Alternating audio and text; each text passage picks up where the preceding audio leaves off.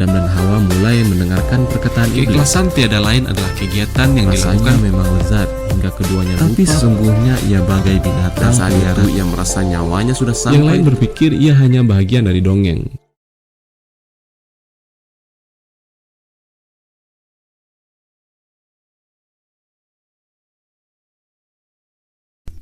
Bumi Cinta, karya Habibur Rahman El-Shirazi, bab 39, Manusia Baru. Matahari sore bersinar kuning keemasan, langit biru cerah, angin berhembus sejuk. Tidak panas, juga tidak dingin. Bunga-bunga bermekaran di pinggir-pinggir jalan dan taman-taman. Ayas melangkah dengan lapang dada, karena besok lusa ia akan pulang. Ayas menyusuri Aptekarski Prolog. Beberapa puluh meter lagi ia akan sampai di depan domnya. Cukup melelahkan juga ia berjalan keliling kota Moskow dari pagi sampai menjelang sore. Ayas melihat ke depan. Sekilas ia melihat seorang gadis dengan pakaian rapi menghilang masuk ke dalam dom tua, tempat di mana apartemennya berada. Sekilas dari jauh kelebatan, dan warna pakaian gadis itu seperti Sarah, adik Syamil. Sarah berjanji akan membuatkan kenang-kenangan untuk Ayas sebelum pulang.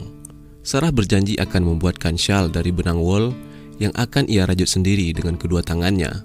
Ayas bahagia mendengarnya. Apakah itu Sarah yang mengantarkan syal untuknya? Ayas tidak bisa memastikan, tetapi entah kenapa ia yakin begitu saja bahwa yang masuk adalah Sarah. Ayas mengejar dengan mempercepat langkahnya. Ayas masuk dom tak lama setelah gadis itu masuk. Ketika sampai di tangga, Ayas mendengar suara sepatu perempuan sedang naik. Kembali ia beranggapan jika itu adalah Sarah. Ia tirukan suara langkah itu, dan jika berhenti, ia ikut berhenti. Beberapa saat kemudian ia merasa ditunggu, sebab lama sekali suara itu terdiam. Padahal ia yakin belum sampai lantai 3 di mana ia tinggal. Ayas yakin Sarah sedang menunggu siapa yang mengikutinya. Akhirnya Ayas tidak tahan untuk diam terus. Ia melangkah naik, dengan tenang kakinya menapaki tangga menuju lantai 3. Ayas melihat agak ke atas orang yang tengah menunggu dirinya yang ia kira Sarah. Ia kaget. Seorang perempuan muda nampak dia menunggunya. Begitu kedua matanya menangkap sosok yang berdiri tak jauh darinya, ia langsung tahu bahwa itu bukanlah Sarah. Ayas jadi salah tingkah. Ia merasa telah mempermainkan orang lain. Ia sangat menyesal kenapa bertingkah seperti anak kecil. Yang ada di depannya ternyata bukan Sarah, tetapi perempuan dewasa yang ia belum pernah melihat wajahnya sebelumnya. Ayas tidak berani menatap perempuan itu karena malu. Perempuan itu pasti marah padanya. Ayas bersiap untuk menerima cacian dari perempuan itu dan bersiap untuk minta maaf kepadanya dengan penuh kerendahan hati. Ayas, sapa perempuan itu dengan suara lembut dan bibir bergetar. Ayas kaget mendengarnya. Perempuan yang tidak dikenalnya itu mengenal dirinya dan memanggil namanya. "Anda Ayas, benar?" tanya perempuan itu lagi. "Ya, benar, saya Ayas. Bagaimana Anda kenal saya?" jawab Ayas dan balik bertanya. "Kau sudah lupa padaku ya? Aku ini Linor." "Linor?" "Ya, Linor yang pernah ke satu apartemen denganmu." "Ingatan saya masih sehat. Maaf, Linor yang pernah saya kenal tidak seperti Anda." "Demi Allah Ayas, aku ini Linor." "Dan Linor yang aku kenal tidak mengenal sumpah demi Allah." "Sekarang Linor itu sudah kenal Allah. Dia sudah berubah. Ayo izinkan aku masuk ke apartemenmu. Aku akan jelaskan semuanya." "Jelaskan di sini saja. Tidak ada masalah. Aku takut kalau kau masuk ke apartemen berdua denganku, nanti bisa jadi fitnah." "Tolonglah Ayas, ini penting sekali, dan aku sekalian mau numpang salat." "Salat?" "Iya." "Linor mau salat?" "Iya." Allahu Akbar. Ini sebuah keajaiban. Tapi aku belum bisa percaya kalau Anda itu Linor. Berilah kesempatan padaku untuk salat dan menunjukkan siapa aku sebenarnya. "Baiklah, mari." Ayas melangkah menuju pintu apartemennya dan membukanya. Ia lalu mempersilahkan Linor masuk. Ayas mempersilahkan tamunya untuk mengambil air wudhu dan salat di ruang tamu. Ia sendiri setelah wudhu masuk kamarnya dan menutupnya rapat-rapat pintu kamarnya. Ayas sholat di dalam kamarnya. Di kamar mandi, Linor melepas wignya. Ia membersihkan mukanya dengan pembersih yang ia bawa. Alis yang ia tebalkan ia bersihkan, dan ia biarkan seperti aslinya. Beberapa tahi lalat yang ia buat juga sudah hilang. Kini ia nampak adalah Linor yang sesungguhnya. Ia kemudian memakai busana muslimah yang ada di tas ranselnya. Setelah itu ia keluar ke ruang tamu dan sholat zuhur yang digandeng dengan sholat asar, masing-masing 2 rakaat. Selesai sholat, Linor menunggu Ayas dengan sabar. Dengan duduk di sofa ruang tamu, ia duduk dengan menundukkan kepala. Penampilannya sangat berbeda dengan Linor saat tinggal di Smolenskaya dan dengan Linor yang menyamar menjadi gadis Rusia tadi. 10 menit kemudian, Ayas keluar. Pemuda Indonesia itu tersentak melihat ada sosok berjilbab duduk di sofa ruang tamunya dengan muka tertunduk. Sosok itu sama sekali bukan sosok yang tadi memaksanya masuk untuk numpang salat. "Anda siapa?" "Tadi aku sudah katakan, aku ini Linor." "Anda perempuan tadi?" "Ya," jawab perempuan itu sambil mengangkat kepalanya. Perlahan nampaklah wajahnya, dan Ayas tersentak kaget. Hatinya langsung berdesir melihat wajah perempuan yang ada di hadapannya. Itu adalah Linor. Nampak begitu anggun dan bersih dalam balutan jilbab putih dan gamis biru muda. "Subhanallah, Anda benar-benar Linor." "Ya, aku Linor." "Dan Anda kini berjilbab dan salat?" "Ya, karena aku sudah menjadi muslimah sekarang." "Alhamdulillah, Maha Besar Allah. Kenapa Anda ada di gedung tua ini? Apakah Anda tersesat dan kita bertemu dengan tidak sengaja?" "Moskow ini sudah menjadi sumsum bagiku. Aku sama sekali tidak tersesat. Aku memang sengaja datang ke dom tua ini." "Siapa yang Anda cari?" "Kamu, Ayas, yang aku cari." "Aku?" "Ya." "Kenapa kau mencariku? Dan kemana saja kau selama ini?" "Irena sampai putus asa mencari keberadaanmu." "Baiklah, aku akan bercerita panjang lebar, termasuk bercerita bagaimana aku masuk Islam. Tapi aku minta kau tidak menceritakannya kepada siapa-siapa, kecuali kepada dirimu saja. Apa kau bersedia berjanji?" "Baiklah, aku berjanji." Linor lalu menceritakan semuanya, siapa dirinya sebenarnya, termasuk siapa yang merancang pengeboman Metropol Hotel. Reaksi Ayas awalnya merasa jijik mendengar cerita kejahatan-kejahatan yang telah dilakukan Linor tanpa peri kemanusiaan. Tetapi ketika sampai pada bagian jati dirinya yang sebenarnya seperti yang diceritakan Madam Ekaterina, Ayas mulai simpati. Lalu perjuangannya mengkaji Islam untuk mencari petunjuk hidup membuat Ayas terkesima dan berempati. Pada saat Linor menceritakan bagaimana ia mengucapkan 2 kalimat syahadat, Ayas meneteskan air mata.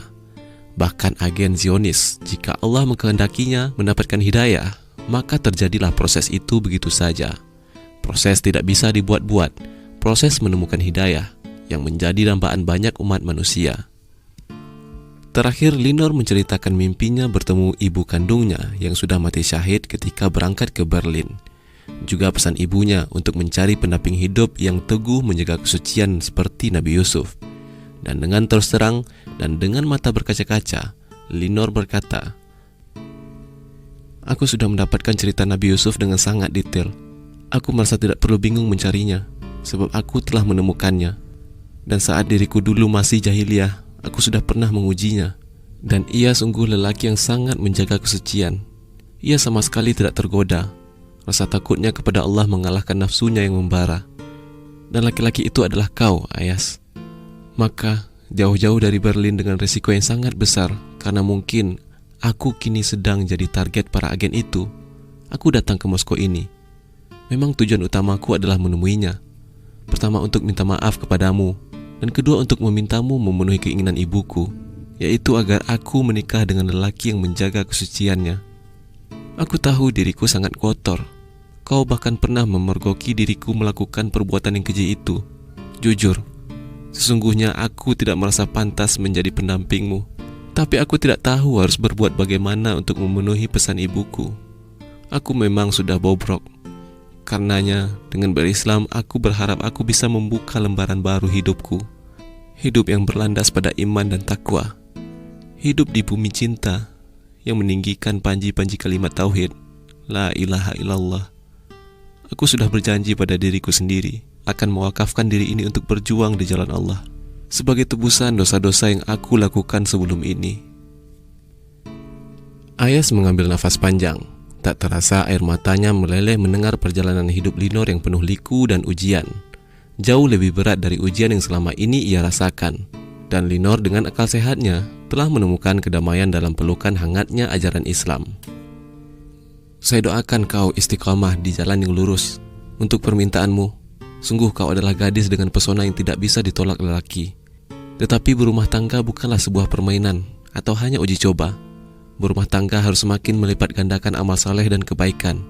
Ini tidak sederhana. Saya perlu musyawarah dan istikharah. Padahal besok lusa saya harus kembali ke Indonesia. Saya tidak tahu harus bagaimana. Bagaimana kalau nanti malam kau istikharah? Jadi besok pagi sudah ada jawabannya.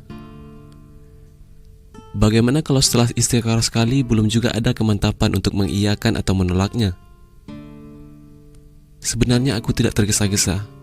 Aku hanya menyampaikan apa yang ada di dalam hatiku, yang aku merasa akan terus mengganjal jika kau benar-benar telah pergi dan meninggalkan Moskow, tanpa tahu apa yang terjadi pada diri Linor sesungguhnya. Jika kau mau, kau tetap saja pada pendirianmu rencana pulang untuk ke Indonesia. Di Indonesia kau bisa bermusyawarah dengan keluarga, dan kau bisa beristikharah. Hasilnya yang berarti sangat kau yakini, sampaikanlah padaku, menerima atau menolak. Jika menerima, di mana akad nikah akan dilangsungkan? Aku siap jika akadnya harus di Indonesia. Aku akan terbang ke Indonesia, insya Allah. Saranmu itu baik. Kalau begitu, biarlah aku bermusyawarah dan salat istikharah di Indonesia. Aku akan bersabar menunggumu. Aku berharap tidak lama setelah kau sampai di Indonesia, kau menyampaikan kabar baikmu kepadaku. Dan aku berharap Indonesia menjadi bumi cinta, di mana aku bisa mewakafkan seluruh sisa umurku untuk berjuang meninggikan kalimat Allah. Hati Ayas meleleh mendengar kalimat Linor yang penuh harap. Ia sendiri tidak bisa langsung mengiyakan permintaan Linor. Ia tetap harus bermusyawarah dengan banyak orang. Namun jika memang pada akhirnya, setelah melalui berbagai pertimbangan dan salat istikharah, ternyata menikahi Linor dinilai memiliki banyak kebaikan untuk dunia dakwah, Ayas tak bisa berbuat banyak kecuali menyerahkan segala urusan perjodohannya kepada Allah semata. Ayas hanya mengharap ridho dan kebaikan di mata Allah, bukan di mata manusia. Apakah kau sudah melihat apartemen di Smolenskaya? Tanya Ayas. Belum. Aku harus sangat berhati-hati. Aku tidak boleh lengah sedikit pun. Bagaimana kabar Yelena? Jadi kau belum tahu kabar Yelena? Belum. Alhamdulillah, Yelena sekarang juga sudah muslimah. Benarkah? Linor tidak percaya. Benar. Yelena yang tidak percaya pada Tuhan itu sekarang muslimah. Iya, dia mengucapkan kalimat syahadat di Masjid Prospek Mira. Ribuan orang menjadi saksi keislamannya. Dan Yelena sekarang sudah menikah dengan temanku David. Bahkan sudah positif hamil. Alhamdulillah, aku rasa keberadaanmu di Moskow ini membawa banyak berkah. Yelena bisa masuk Islam dan menikah dengan temanmu, sedikit banyak ada pengaruh dari keberadaanmu di Smolenskaya. Paling tidak, karena kau datang, temanmu itu jadi kenal Yelena. Aku rasa semuanya sudah diatur Allah. Benar, dan aku berharap agar Allah mengatur yang terbaik untuk perjalanan hidupku selanjutnya. Semoga Allah mengabulkan. Amin. Sekali lagi, jangan lupa kabar baiknya setelah sampai Indonesia ya. Bagaimana caranya aku harus mengabarkannya? Tanya Ayas. Kirim saja email ke sofianew@gmail.com. Dan jangan panggil aku Linor. Panggil aku Sofia. Itu namaku sejak kecil, dan itu nama muslimahku. Insya Allah, Sofia adalah nama salah satu istri Nabi Muhammad SAW. Semoga kau bisa meneladani beliau. Semoga kau menjadi pemberani seperti beliau, dan tidak takut kecuali kepada Allah Ta'ala. Amin. Sofia meninggalkan apartemen Ayas dengan tetap mengenakan gamis dan jilbab. Ia melangkah tanpa ragu sedikit pun. Kini ia merasa tidak ada yang perlu ditakutinya lagi kecuali Allah.